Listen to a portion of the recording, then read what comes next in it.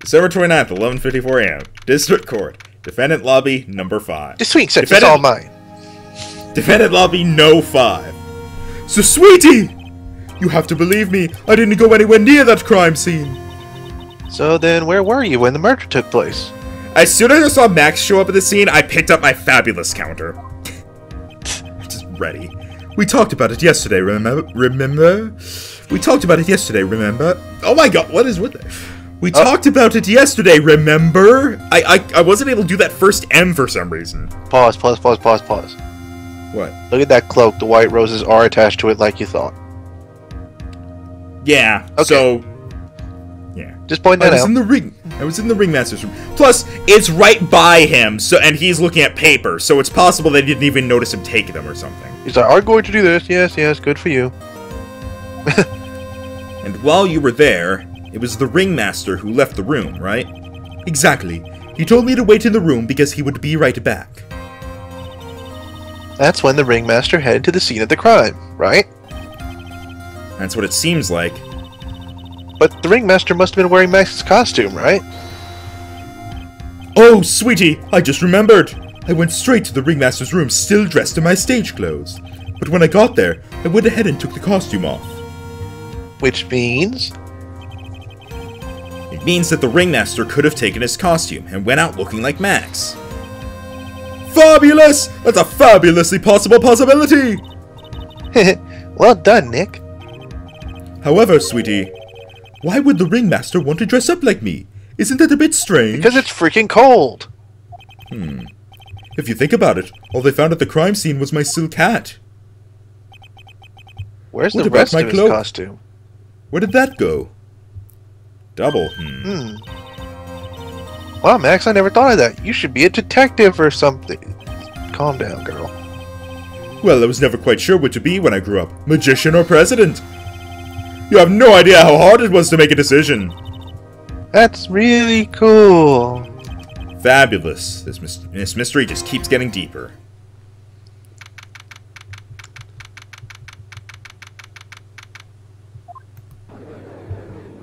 Courtroom No. 2. Now that everyone is back, let's get started. Court is now back in session. Ms. Von Karma, did you enjoy the slide? Damn straight. Ms. Von Karma, please proceed with the prosecution's case. The prosecution motions that I should only be allowed on the swing from now on. No one else can use it. My swing. Very well, I will now call my next witness. A pitiful clown with the unfortunate distinction of having seen the entire thing. Well, Mr. Lawrence Curls, please take the stand. That's his name? Oh, you get it? Very curly and bow. Yeah. Why did she just call him a pitiful clown? That's why. The witness will state his name and occupation for the court record.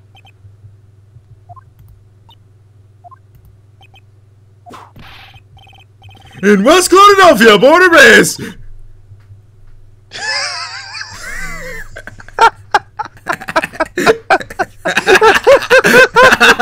That was just so out of nowhere.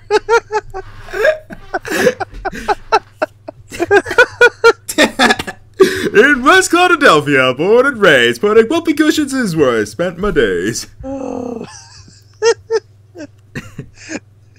Name and occupation. I can imagine she's laughing. Will the witness please inform the court why he is speaking autobiographical gibberish? I'm sorry. I'm just not used to being in court. I've never been in a courtroom in my life. I wasn't quite sure what joke is best suited to this sort of occasion. What in the world are you talking about? We're at the Grand Hall of Justice, not some comedy club. Since it's easy to see your occupation, please state your name for the court. Oh, yeah. Maybe this joke is okay. Mom, do I have to wear pants? The sign only says no shirt, no shoes, no service. Ha ha ha ha ha ha ha ha. Okay, how about this? Have you met my proctologist, Dr. Seymour Butts? How was that one? About a couple of clowns, they were up to no good, started making trouble. Your name? Lawrence Curls, professional funnyman, also known as Mo the Clown. You've witnessed the scene around 10:15 the day of the murder. Correct.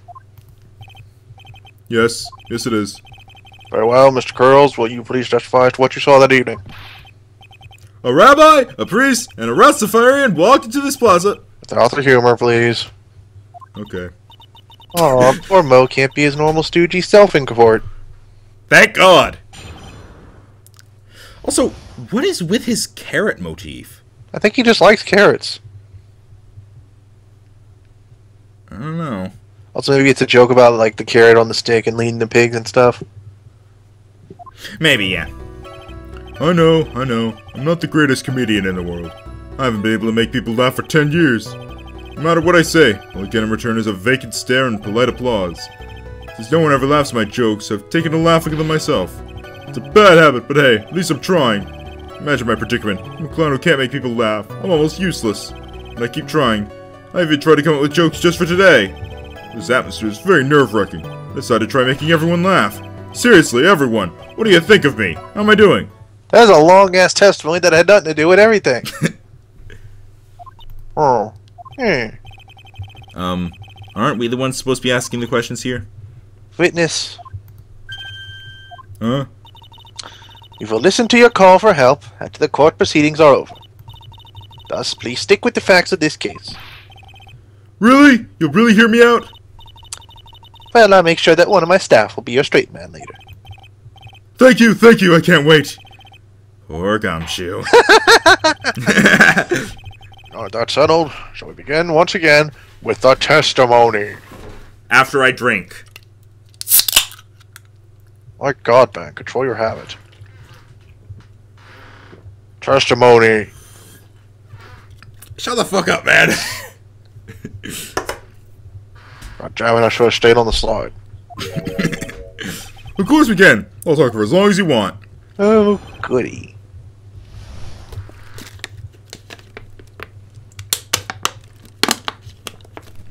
Had to finish that drink off with another one. It's... Okay, I drink 5 Alive because it tastes good, and then I drink water afterwards because 5 Alive's ingredients actually make me thirstier afterwards. I suppose that's fair. Like, it's got, like... Salt. I don't think it has salt. Just stuff that sticks in your mouth? It's mostly because it has sugar in it.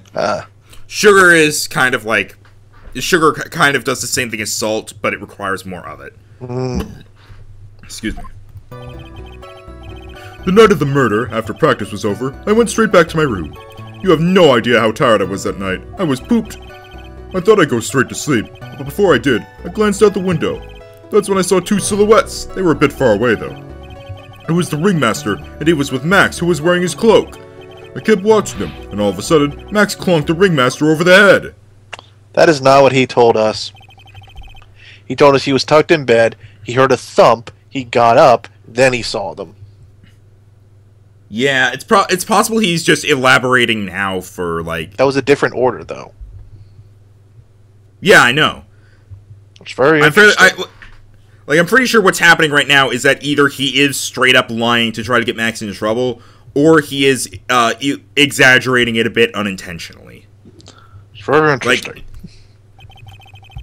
this eyewitness account is to be believed. I have enough to pass judgment right now. Of course you can. There's no way that this account can be criticized. However, the witness is a bit, how do you say, off-kilter. Almost like he has some sort of atmosphere of guilt surrounding him. That must be because of my insincere smile. Mr. Wright, please begin the defense's cross-examination. Yes, Your Honor. So, wait a minute! I think the judge just doesn't like clowns. The only reason we even got to cross-examine him is because he acts weird. Pretty much. Nick, you've got to find some kind of contradiction in his testimony. Well, I think we have a right to cross-examine anyway. But, Mr. Wright. Your Honor? I'm afraid that if you push this witness too far, it will bring disaster upon the court. Thus, I sincerely hope you are not going to engage in pointless saber-rattling. I understand, Your Honor. If you cause this clown to stray away from the facts, I'll hold you responsible. Why am I responsible? I'm not the one with the corny jokes! Oh, because he blabbermouths.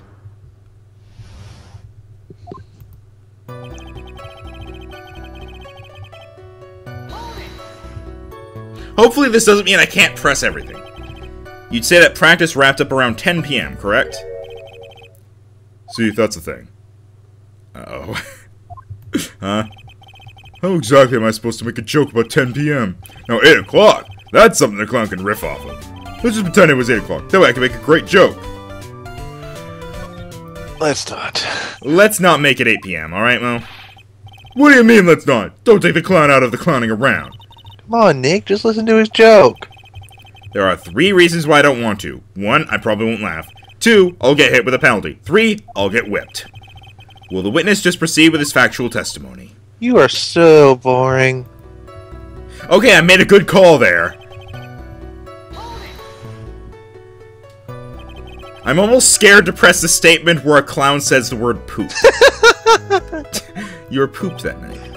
Yes, I was very, very tired. Not to mention I had some bad Mexican food. What? The double cheese double. Bean enchilada is a dangerous menu item. What happened after that, as they say, happens. That one was cool, huh? I hear the kids really love toilet humor these days. That joke was so hip, I don't want to ruin it with a reply. I've got to Really? reply, though. That joke was so funny, it earned you a penalty. Press everything, huh? Look, you never told me not to! I didn't know. I don't control you during these parts. I read.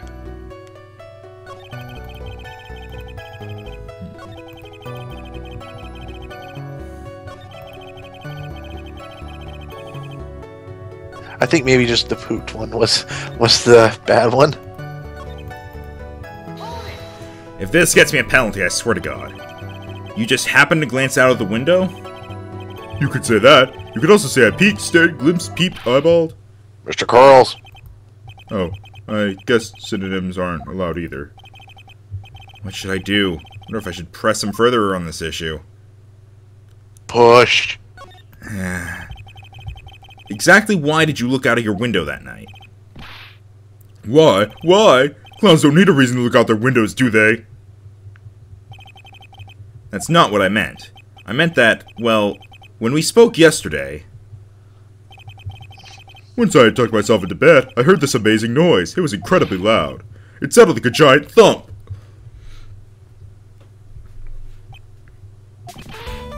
Oh yeah, I forgot about that. You forgot! Your Honor, the witness looked out of his window upon hearing a loud sound. He did not just simply glance out of his window that night. Oh yeah, that's right.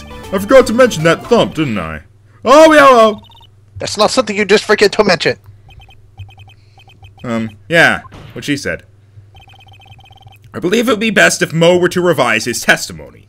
Very well. Mr. Girls, please revise your testimony. This should start turning the tables in our favor.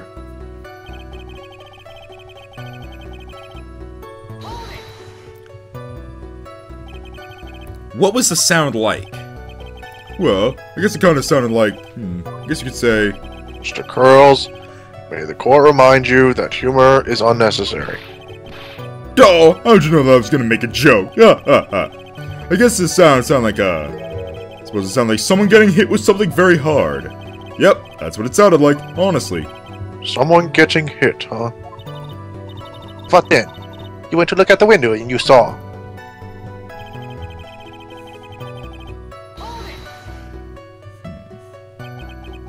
Far away, you say? If you had to say exactly, how far away were they? Let me think about that for a second. If my room is here, and they looked about yay big, I'd say they were about 30 feet from my window. Oh. Just 30 feet. That's not far at all. I'm nearsighted. Oh. They were right near Acro's room as well, so he's probably going to be a witness too, even though we've not seen him yet. Shut up! He wants to testify. Sorry, he scared me. Look, if Spectre wants to testify, he can testify. Anyways, what I was going to say is Acro's room is on the 3rd floor. Yeah, I know, but if he looked out his window and looked down, he would see it. Yeah, it's tough at that height to tell if you would even be able to see it. It depends on how big your window is and if it goes all the way down to your floor or something in the angle you can actually look at it because you'd be looking almost straight down. Also, if we're going by the tightrope thing, Acro is the acrobat. True. And they were right below him. We haven't actually seen Acro though yet. I'm willing to bet Acro was probably. I think it was probably Acro, like, because you know acrobat stuff, tightrope, blah blah blah. Yeah. It was snowing that night, and it cut down on visibility. Well, I see. Please continue with your testimony regarding the two shadows that you saw.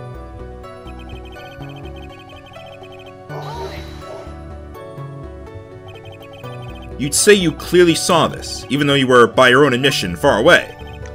That's right. I've been thinking about it over and over since that night. Things didn't really make sense until I spoke with the prosecutor, Ms. Von Karma. But now I'm 100% certain that it was Max and the Ringmaster that I saw that night. Just think about it. How could I be wrong if Max is always wearing his uppity symbols? Uppity symbols? Really, Phoenix?! Lawyers nowadays, do you even have to go to school anymore to be one? Alright, everyone knows what to do. All together now, say it with Uncle Mo!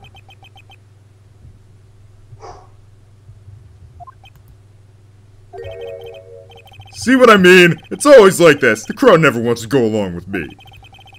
I must really be utterly and completely worthless as a clown. Yowza! Enough foolishness. Get back on track. The witness please provide testimony as to what he saw, and only what he saw. Yeah, I think that was pretty much the culmination of the whole constantly going on about the symbols thing. Aside from, you know, everybody being confused and thinking that it was Max. You say you saw the Ringmaster get clonked over the head. Yes, I did. It's the climax of my story. He really does enjoy the completely random non sequitur. What would you say the victim was struck with? You mean weapon? I have no idea. A weapon wasn't found at the murder scene, right? No. You did say you saw the entire thing, didn't you? Well, yeah, I suppose I did. Wait, no I didn't. I didn't see a weapon. Mo! Did you or did you not see the crime of murder committed that night? Objection! I will not permit you to harass my witness in this manner. You'd better have an excellent reason for attacking this poor clown. Because if you don't, you'll know what is waiting for you. A nice penalty! Oh, jeez! Jesus! Wasn't that a bit melodramatic? So what would it be, Mr. Phoenix Wright? Do you have any clear basis to believe that my witness did not see the crime? Yes? I've got a great reason to make my claim. And I suppose you will be telling us all that great reason. Of course I will. The reason is the witness's very own testimony. What is the meaning of that, Mr. Wright? He hears the thump, looks out, then sees him get hit. That makes no sense. Yay! Most said they heard a sound like a thump of someone getting hit. He did say that. So wait, would I have got the penalty if I said I didn't? So, or is that penalty was that penalty just to worry you and it would never have happened? Well, how is she assigning a penalty? The judge does that. You do realize that that she is basically running the courtroom right now, right? No, she isn't. Also, do you see those 2 pixels, like, at the part where his beard becomes a mustache? Those 2 black pixels? On his right side? No, like, on his left side.